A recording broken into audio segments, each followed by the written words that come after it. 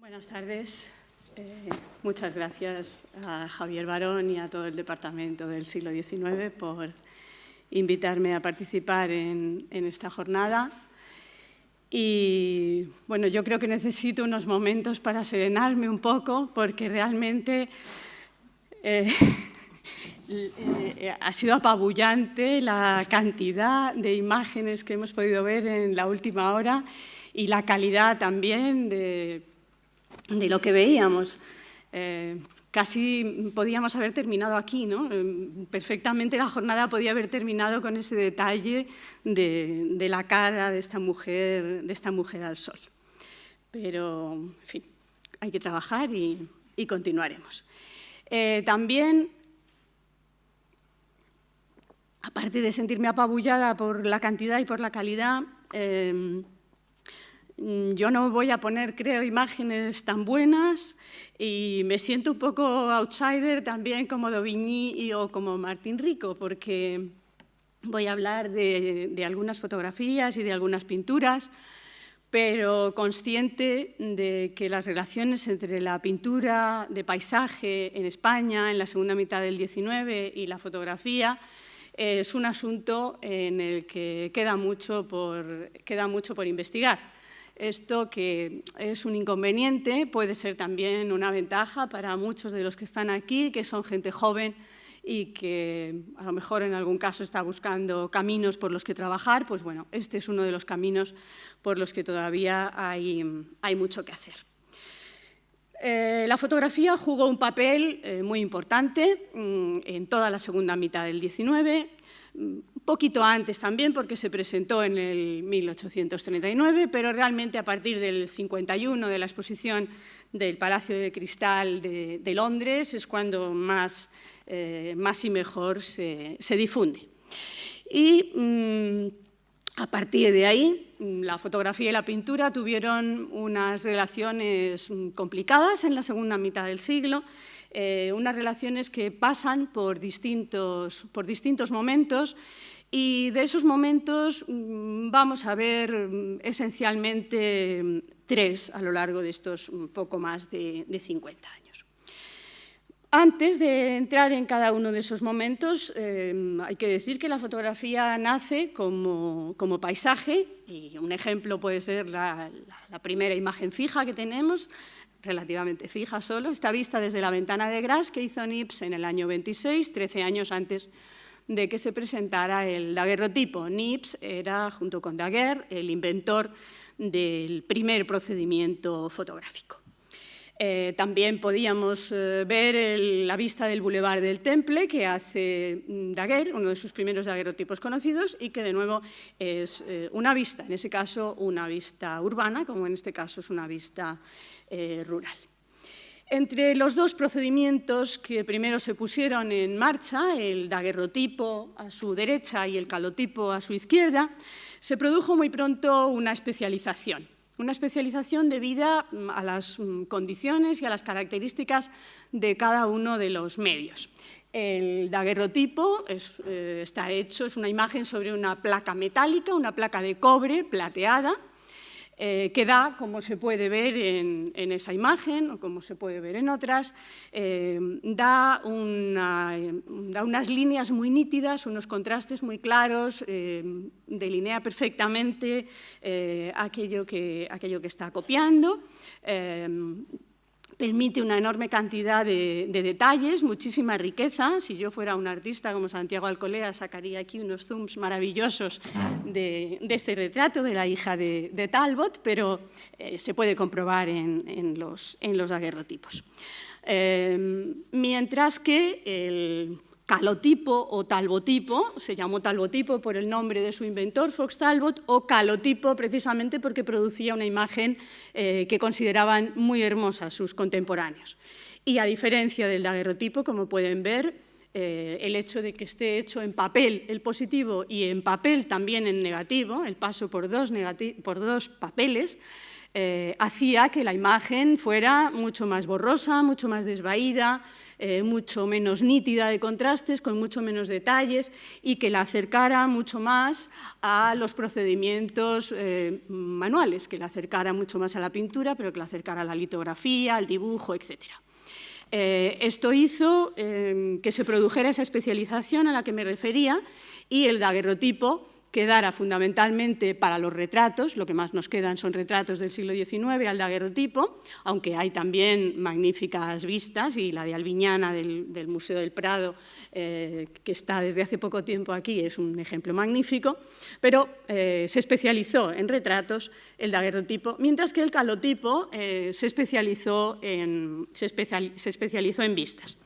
En vistas que muy pronto tuvieron como punto de comparación, las referencias que se buscaron para hablar de ellas fueron enseguida referencias pictóricas.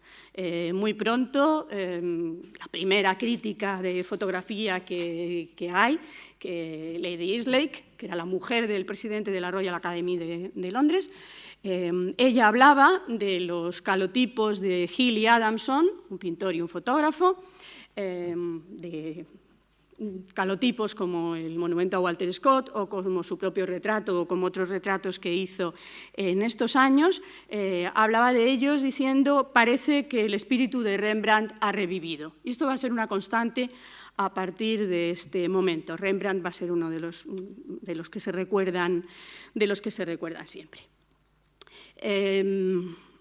Personas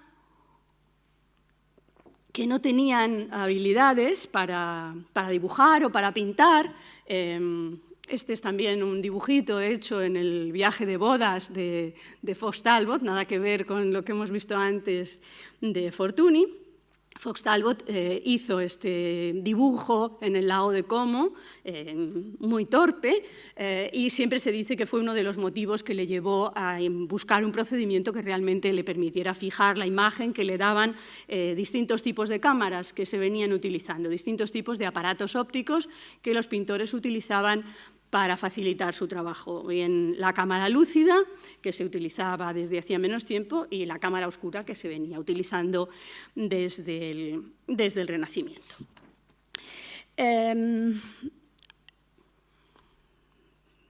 Calotipo del Museo del Prado. Las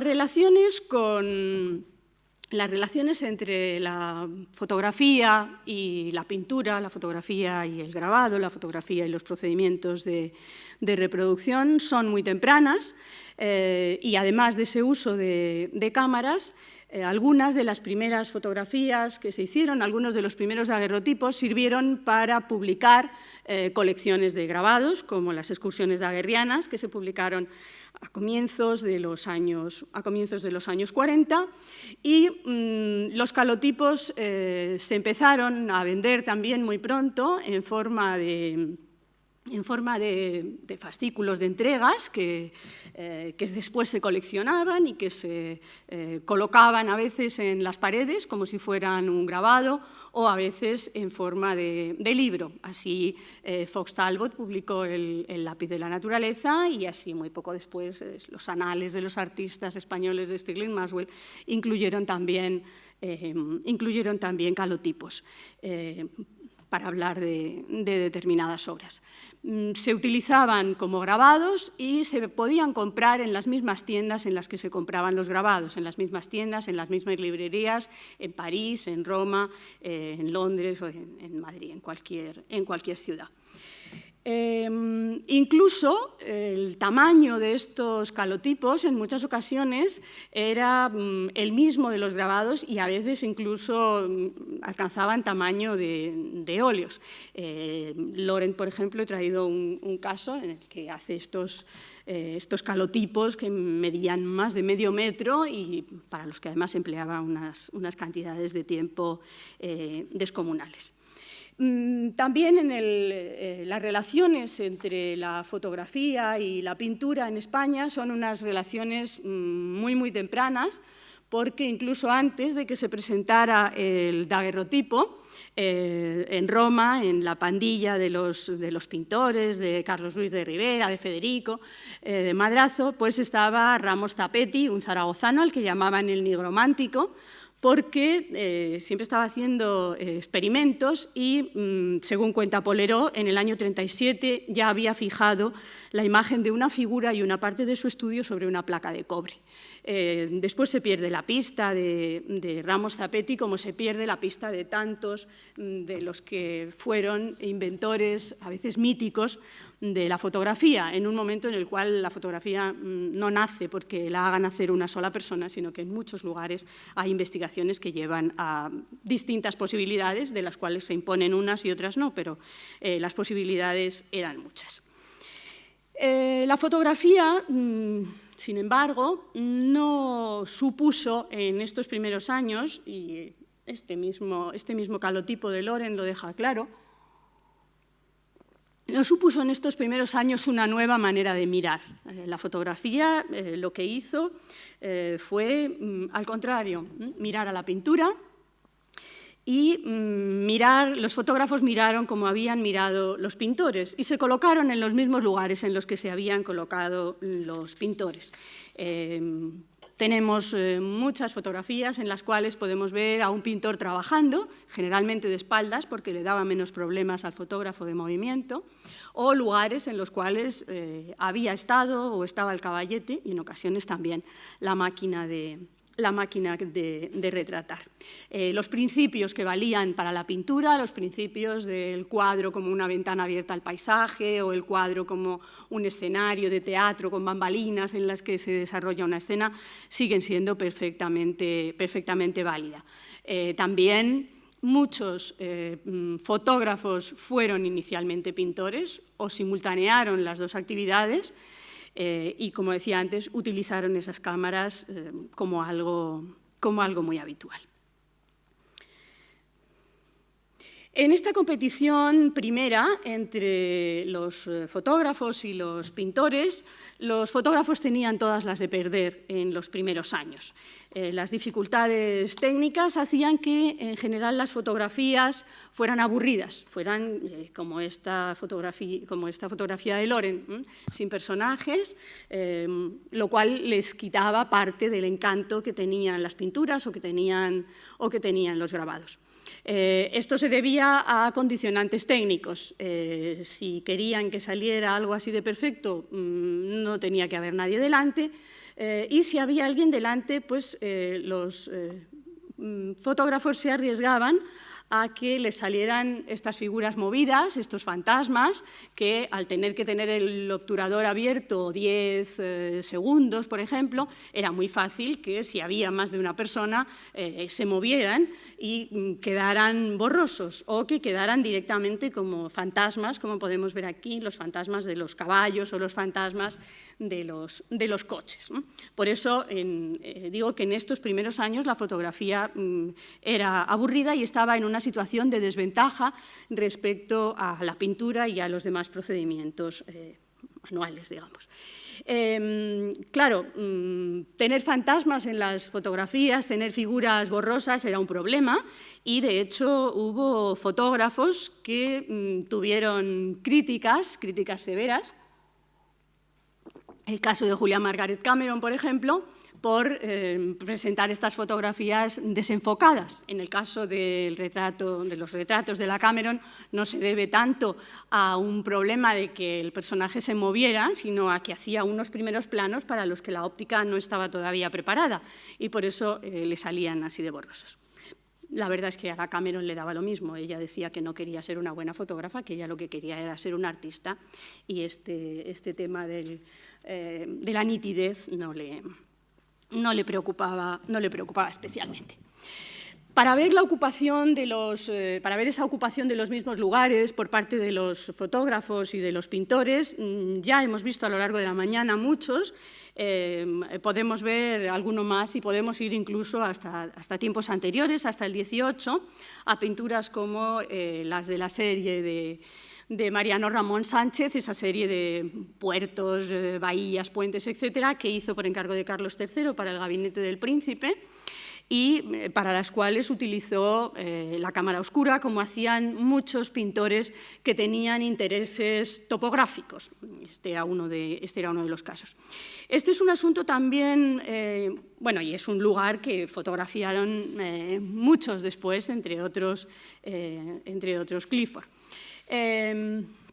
Decía que es interesante este tema también de del uso de la cámara oscura y de las academias de bellas artes. En Barcelona, por ejemplo, en los años 30, la Academia de Bellas Artes, la Escuela de la Lonja, perdón, animaba a los alumnos a que hicieran vistas de la ciudad y de los lugares más emblemáticos de la ciudad, del Pla de Palau, por ejemplo, utilizando la cámara oscura. Y quizá no es casual que cuando Ramón Alavern hace el primer daguerrotipo en Barcelona, donde lo coloque será justamente en un tejado de este mismo lugar, del Pla de Palau, enganchándose así con esa tradición de empleo de cámaras, de aparatos ópticos para hacer imágenes. En los años de la pintura romántica y en la segunda mitad del siglo, es muy evidente que los fotógrafos se colocan donde se habían colocado los pintores ya en los años 30. Todo el recorrido que hemos hecho esta mañana, desde Roberts en adelante, lo podemos ver en las representaciones de la Giralda, lo podemos ver también en la plaza de San Francisco, como otro de los británicos, Lewis, hace primero una acuarela, hace después una litografía con un grupo ya muy pintoresco y muy bien compuesto, y como cuando lo retrata Wheelhouse tiene esos problemas a los que me refería antes. Lo podemos ver también, hemos visto la de Fortuny hace un momento, otro lugar emblemático al que habían ido los pintores y al que van los fotógrafos también, la plaza con el graderío sin cerrar, con la vista de la catedral y de la Giralda en muy distintos ejemplos. O las vistas de la Torre del Oro desde el otro lado del río, fotógrafos, pintores, los embarcaderos, o el propio puente, ¿no? el puente de hierro, el puente de Isabel II, que lo retrataron también los pintores y los fotógrafos con esa diferencia clara, y es que en la fotografía todo tiene que estar limpio y mejor si no hay personajes, mientras que en la pintura se puede permitir el lujo de poner grupos pintorescos y de hacer la imagen mucho más animada de lo que era la pintura. Esto se ve muy bien también en los grabados, en las litografías.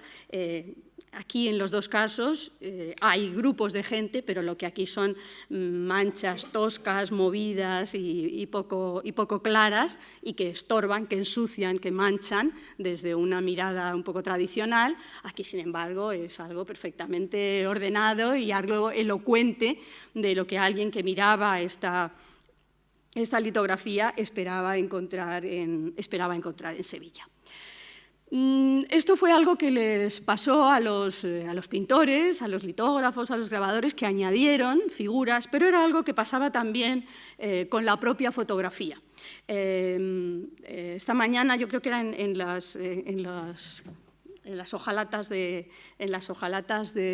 Villamil, que José Luis Díez decía que las figuritas estaban pintadas encima de lo que el pintor del paisaje que había pintado antes, ¿no?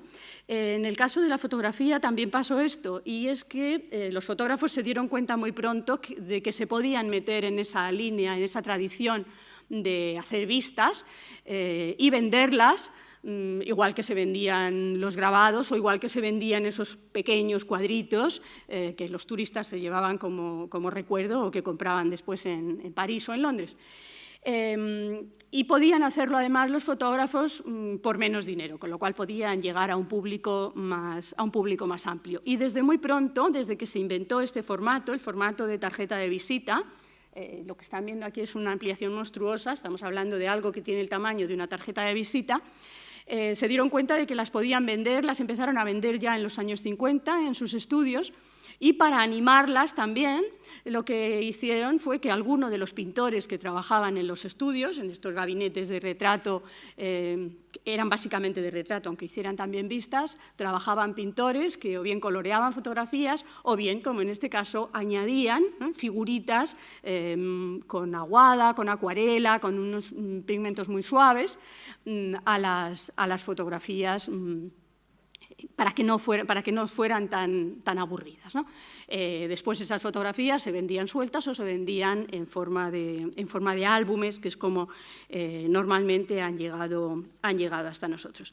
Es decir, que en estos primeros años es la fotografía la que mira a la pintura para tomar sus modelos, para seguir el modelo que tenía más a mano y además en el que se quería, para coger, digamos, el camino en el que se quería meter. En estos casos tempranos y en este ámbito todavía de las imágenes románticas de las ciudades, de los movimientos o de los paisajes, la pintura, el grabado tenían mejores recursos, pero en cuanto empezó a interesar más la copia de la realidad, fue la pintura la que tenía todas las de ganar. Y ya el propio Fox Talbot veía muy claras las posibilidades que ofrecía la fotografía de cara a lo que sería muy pronto el realismo. Decía, una ventaja del descubrimiento del arte fotográfico será permitirnos introducir en nuestros cuadros una multitud de minúsculos detalles que se sumarán a la veracidad y al realismo de la representación, pero que ningún artista se molestaría en copiar fielmente de la naturaleza. Delaroche también en la presentación del daguerrotipo en París habló de algunas cosas parecidas. En este sentido, de cara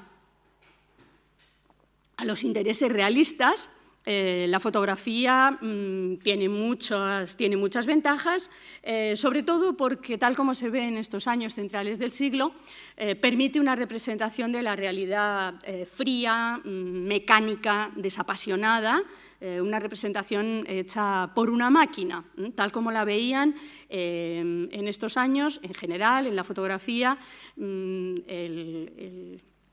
No hablamos del artista, hablamos simplemente del mecánico, del fotógrafo que acciona la máquina y que anda allí con las químicas, con los líquidos, para hacer la fotografía, y no se piensa ni que la imaginación ni que el autor, son términos que no se consideran propios de esta nueva técnica, juegue ningún papel, ni imaginación, ni arte, ni nada que tenga que ver con la belleza, con el gusto, con todas estas cosas. De hecho, las dos primeras definiciones que se dan de la fotografía, del daguerrotipo es el espejo de la verdad y del calotipo es el lápiz de la naturaleza. Es decir, en un caso es simplemente una pantalla en la que lo que hay enfrente se refleja y en el otro caso es la luz que a través de la máquina y los líquidos crea una imagen, casi como sin intervención, como si no hubiera ninguna intervención humana, ¿no?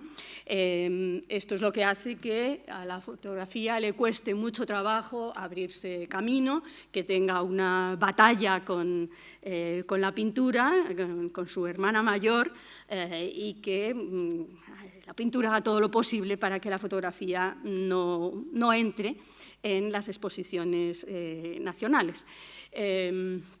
Y que la fotografía se considere una humilde servidora de la pintura, ¿no? Alguien que le ofrece un instrumento nuevo, un pincel, como hace Reglander aquí, que es un fotógrafo y un pintor al mismo tiempo, un pintor que después se convirtió en fotógrafo.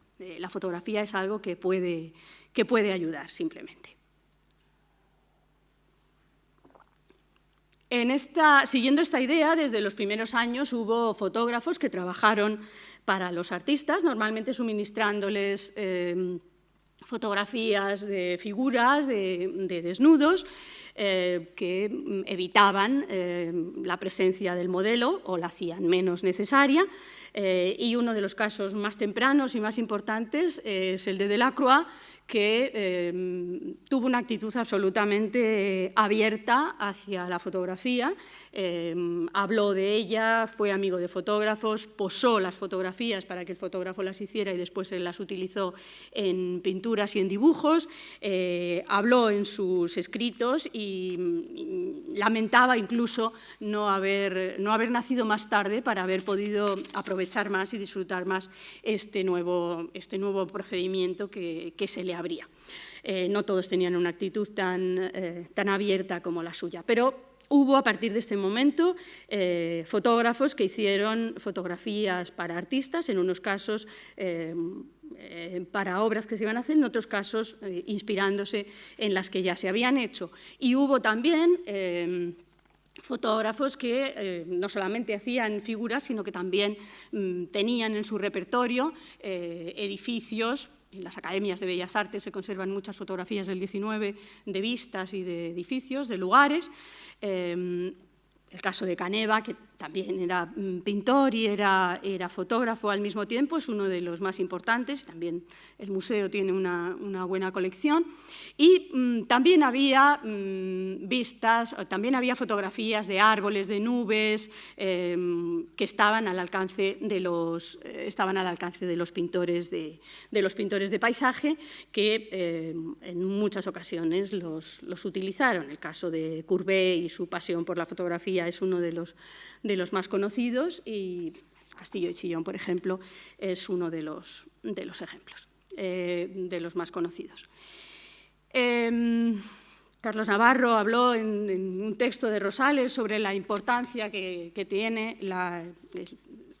abrir esa vía de investigación o ahondar en esa vía de investigación que son las fuentes fotográficas de Rosales y de muchos otros pintores. Ese es el camino, entre otros, que está por hacer. Es un camino que Julián Gallego, los que tuvieron la suerte de trabajar con él, ya pudieron oírle alguna vez hablar de estas cosas, pero realmente no ha sido un camino que haya tenido mucha continuidad, aunque también es verdad que en los últimos libros y en las últimas exposiciones que se hace siempre aparece ya esta relación con la fotografía, al menos como un apunte de algo a seguir. Lo que sí se ve muchas veces en la pintura y en la fotografía de la segunda mitad del siglo XIX es una confluencia de intereses. Y para esa confluencia de intereses he cogido uno de los cuadros de la exposición, no sé si el mejor de la exposición, pero desde luego para mí uno de los mejores, y una fotografía contemporánea de un fotógrafo que trabajó en Málaga. Martín Rico pintó este cuadro en el 72, lo compró Errazú, y Spreafico, que era un italiano que se hizo fotógrafo en Málaga, hizo esta fotografía para la exposición de Filadelfia. Y la hizo en conmemoración del descubrimiento de América. Pero, más allá del motivo colombino, que realmente no podemos ver a partir de la imagen, lo que a Spreafico le interesa en esta fotografía es un juego puramente plástico, que es el que forma el agua, esas manchas de agua y de barro en la desembocadura del río, una zona muy grande de la fotografía, más de un tercio de la fotografía lo ocupa este juego puramente plástico y puramente abstracto también.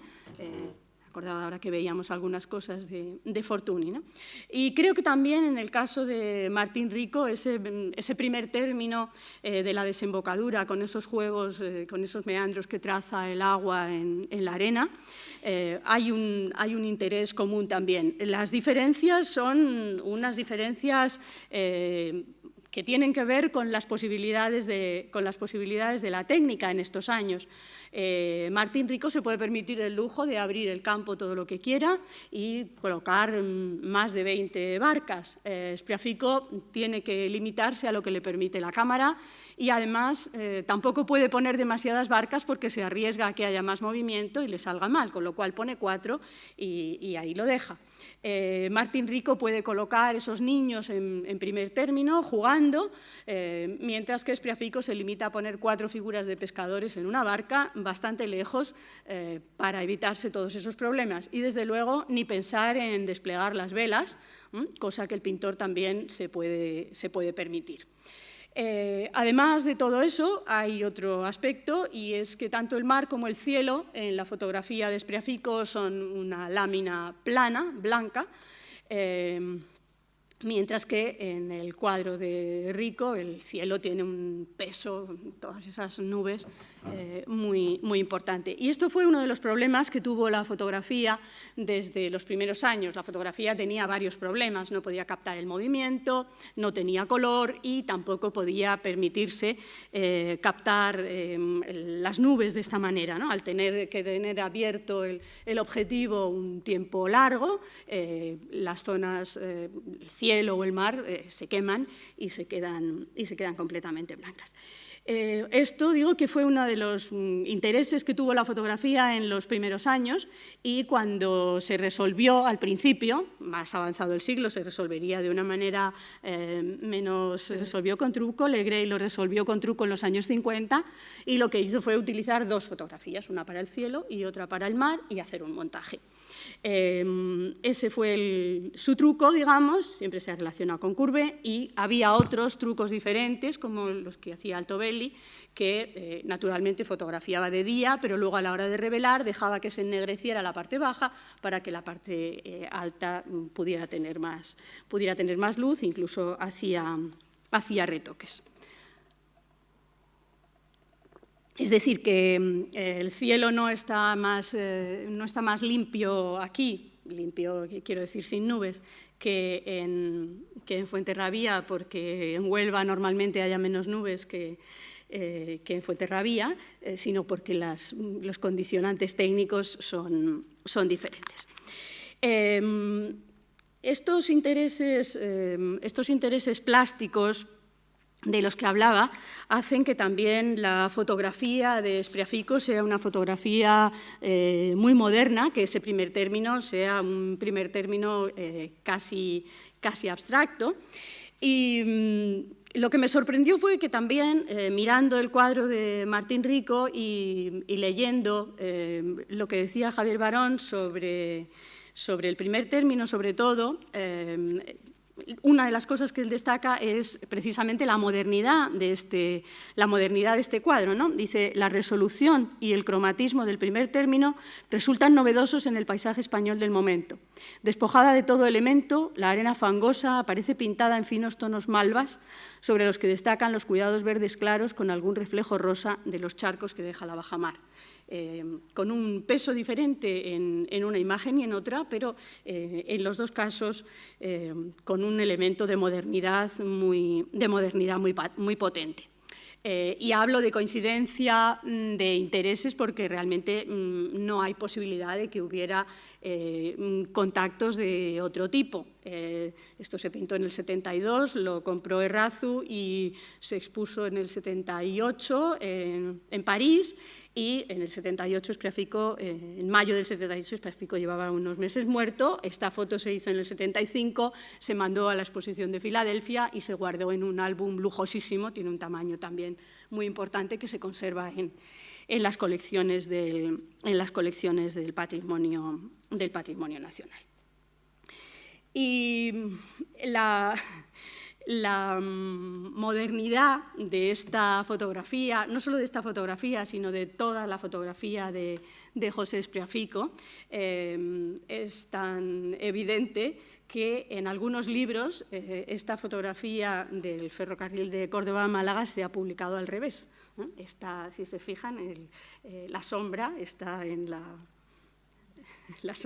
parte alta en lugar de estar en la parte baja como correspondería. Es decir, que es fácil no entender bien lo que hace esta imagen, ¿no? Algo que será habitual en los años 20, pero que no era ni mucho menos habitual en los años 60, cuando Spriafico hace esta serie de fotografías.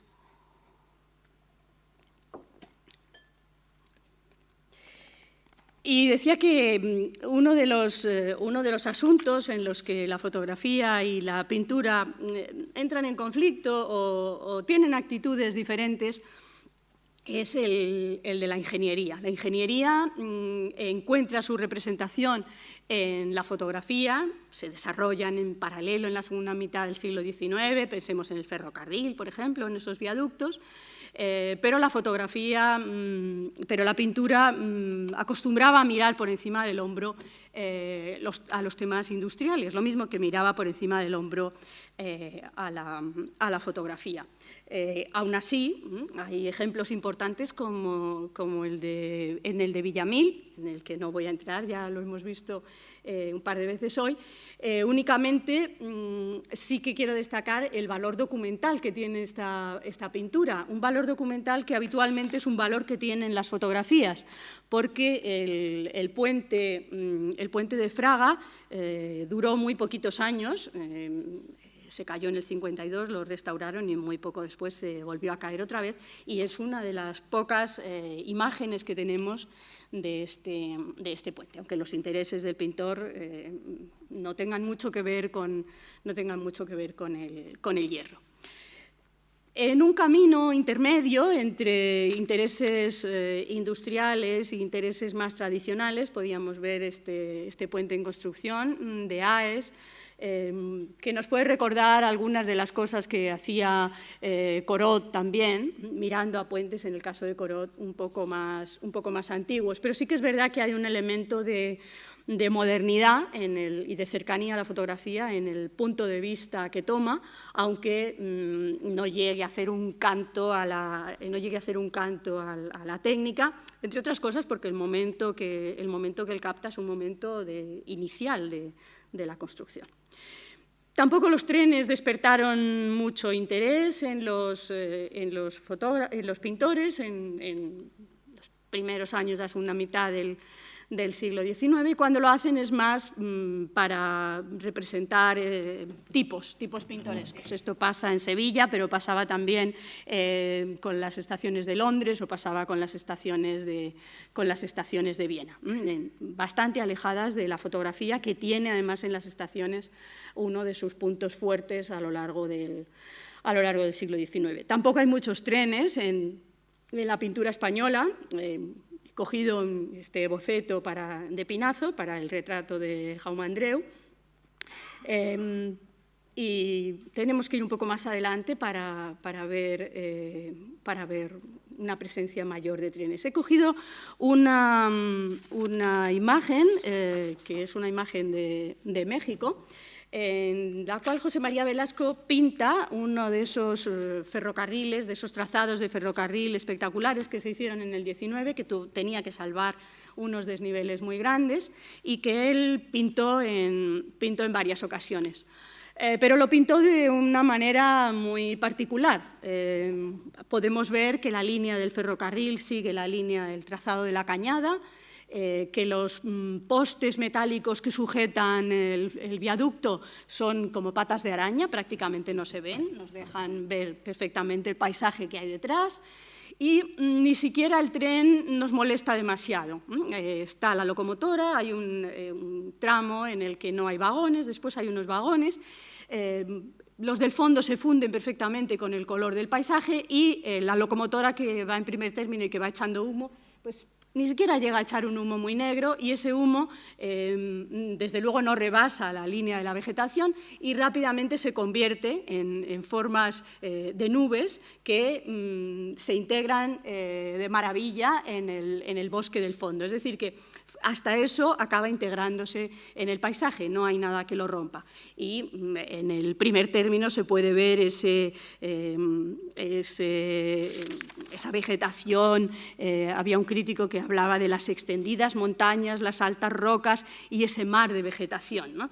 Ese mar de vegetación, si vamos a una fotografía cercana, no era tal, ¿eh? La fotografía es mucho menos clemente en estos casos y nos deja ver que los postes eran mucho más fuertes y tapaban mucho más el paisaje, y la herida en el paisaje, en el primer término, es también mucho más evidente.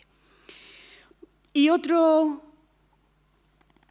Otro asunto en el que los fotógrafos tenían poco que hacer respecto a los pintores eran estas escenas que festejaban la llegada de las aguas a las ciudades. Tenemos fotografías de muchas, y en el caso de Madrid, por ejemplo, que se celebró con mucho bombo, con asistencia de todo tipo de autoridades, lo que podía hacer la fotografía era muy poco, y realmente si querían ponerse a tono con lo que decían los periódicos, la población de Madrid se prepara a contemplar entusiasmada el magnífico espectáculo que ha de presentar el surtidor de la calle ancha de San Bernardo, era mejor recurrir a la pintura, porque en la fotografía ni pueden aparecer las multitudes, ni se pueden ver los colores, ni de las banderas, ni de los trajes de las mujeres, ni nada que se le parezca.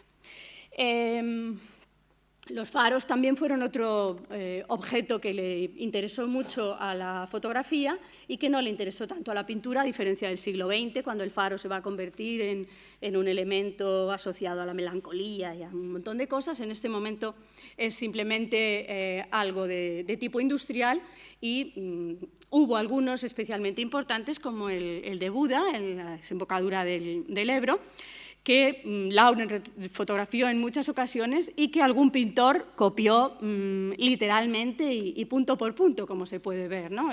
Realmente el pintor tuvo poco más que hacer que tener la habilidad suficiente para aplicar los colores, casi, ¿no? Pero esto no era lo habitual, ¿eh? Hay que decir que esto no era lo habitual, y que también a veces sucedía lo contrario. Es decir, hay ocasiones en las cuales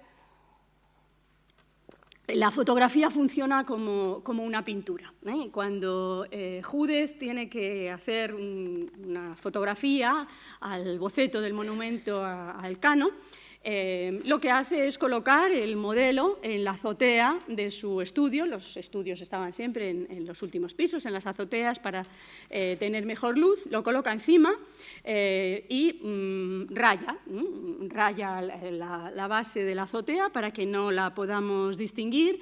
Deja que la figura se recorte contra el paisaje, contra además un fondo urbano borroso. Tampoco podía hacerlo de otra manera, pero lo que consigue con esto es eliminar cualquier dato espacial y dejarnos ver la escultura tal como podía funcionar en el lugar en el que iba a estar colocada, al aire libre. Es decir, no tenemos ningún dato para saber si se trata de una fotografía, de un boceto de una obra, o se trata de la obra colocada en su lugar y cómo se ve.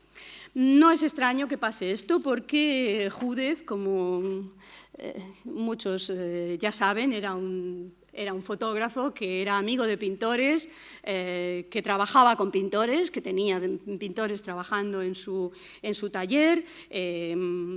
Entre otros, conoció a Aes. En algún momento se habla hoy de las visitas de los dos al monasterio de Piedra, cuyos libros firmaron ambos en alguna ocasión muy cerca. Y aquí también es interesante ver qué le interesa al fotógrafo y qué le interesa al pintor. Los dos son amigos del propietario, los dos van, uno pinta, el otro hace fotografías, y mientras que Júdez, que hace dos tipos de fotografías, unas grandes que vende en forma de álbumes y otras pequeñas para ver con un visor estereoscópico, a él lo que le interesa es atraer gente al monasterio, y lo que hace es buscar lo más espectacular del monasterio, buscar las cascadas.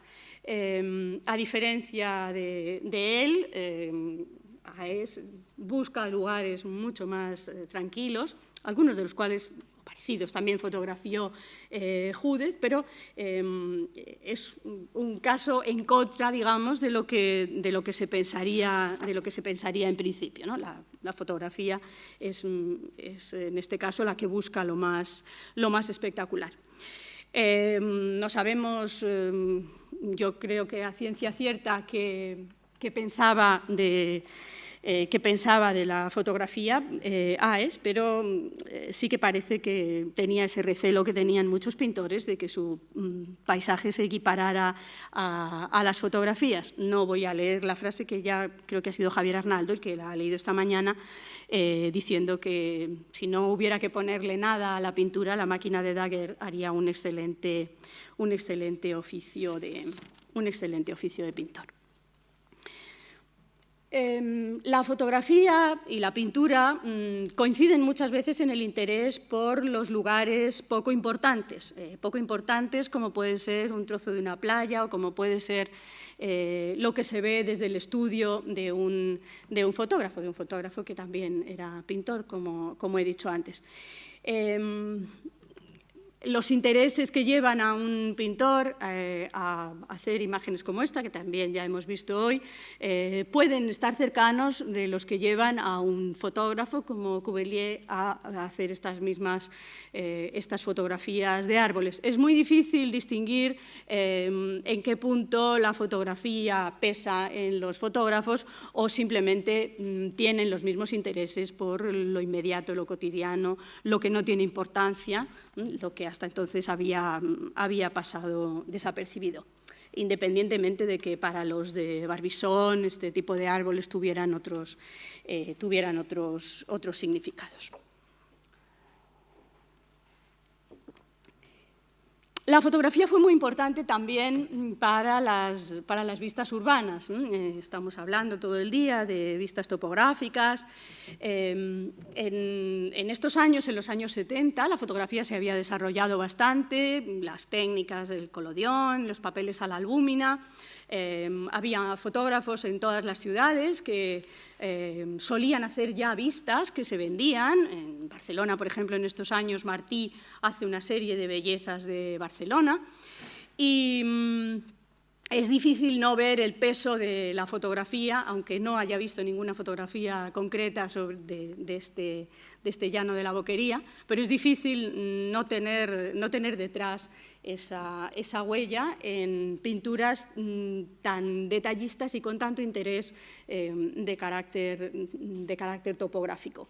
Incluso la manera de trabajar de Battistucci, que hizo vistas de distintos lugares de la ciudad, está en ese camino. Ahora mismo en el Museo Nacional de Arte de Cataluña hay una exposición y se puede ver el dibujo de Battistucci de este mismo llano con la cuadrícula para después hacer distintos cuadros y dos versiones del cuadro, una más pequeña y otra más grande, pero exactamente iguales en todo, en las figuras, en los detalles, en las luces, en toda esa precisión fotográfica de la que se habla siempre en su pintura.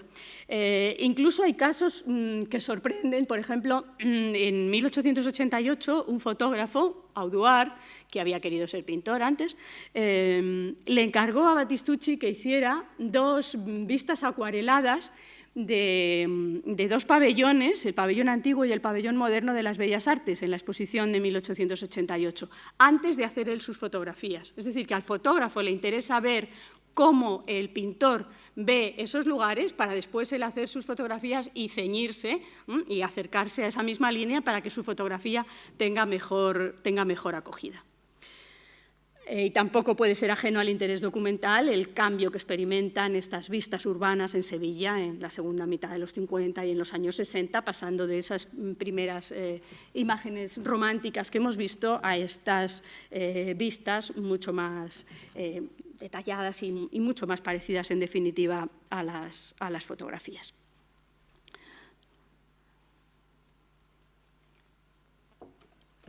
Bueno, decía antes que a veces la pintura se limita a copiar de manera mecánica la fotografía, pero que esto no era lo habitual y que a partir de los años 70, 80, estaríamos en el segundo momento de esas relaciones entre la fotografía y la pintura. Yo creo que es un momento en el cual es la pintura la que mira a la fotografía y la que toma de la fotografía distintos elementos. Elementos como pueden ser el interés por los detalles, estas estos fragmentos, estas pequeñas vistas que podían ser perfectamente fotográficas y que encontramos en distintos pintores. En Aes, en Martí Alsina, esa vista desde la terraza de su estudio, de uno de sus estudios, donde, incluso por la situación de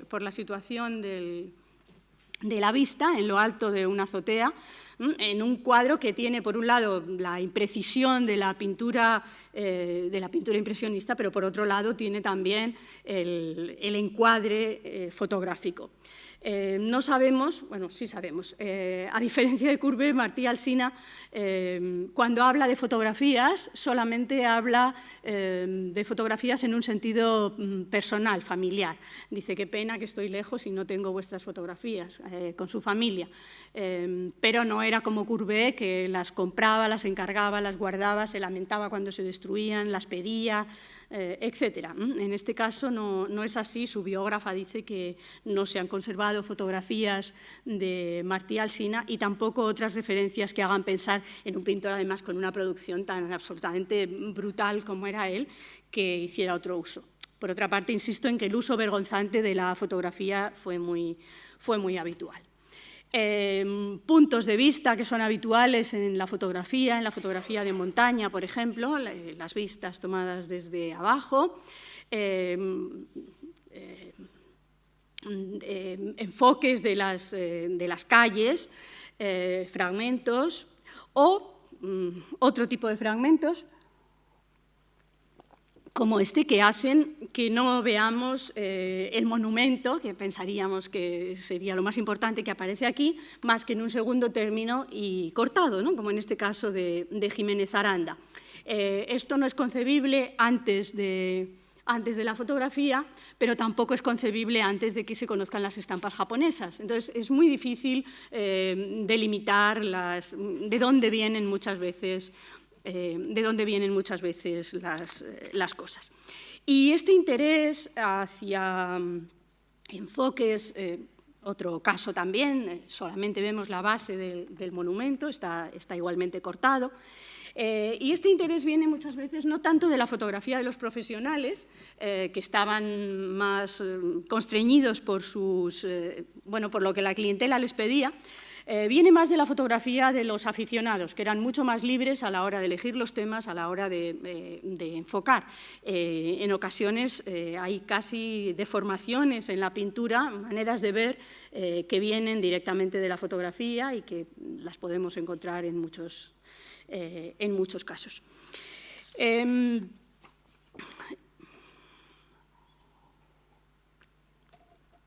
También ese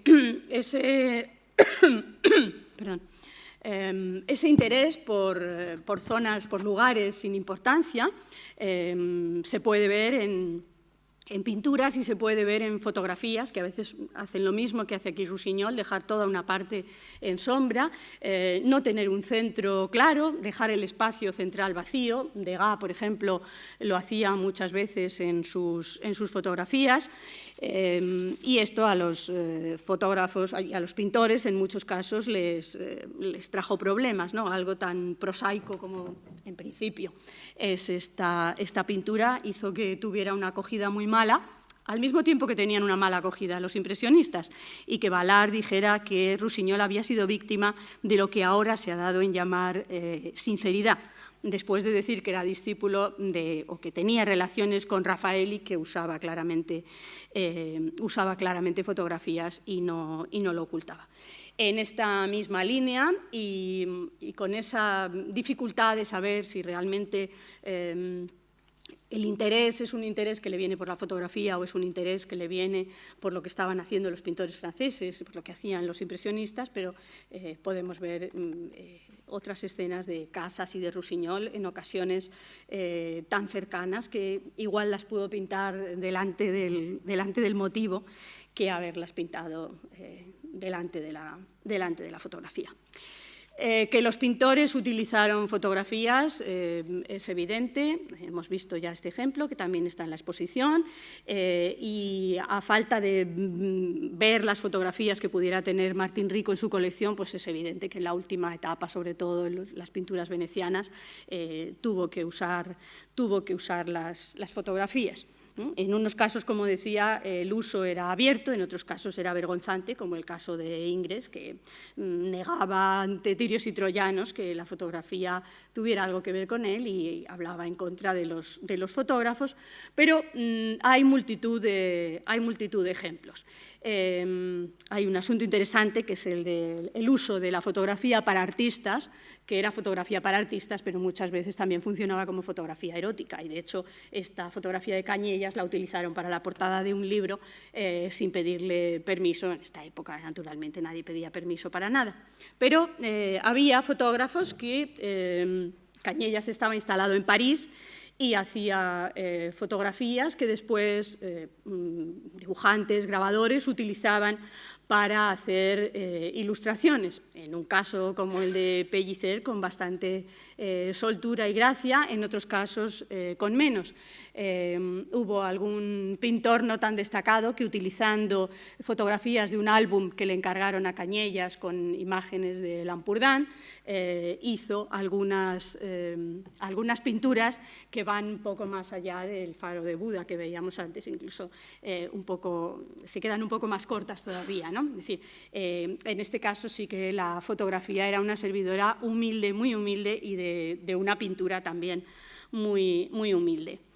El uso de fotografías a algunos pintores les salió muy caro, quizá el que les salió más caro fue a Galofre, por unas imágenes que no podemos ver porque no se sabe dónde están. Hay una que vino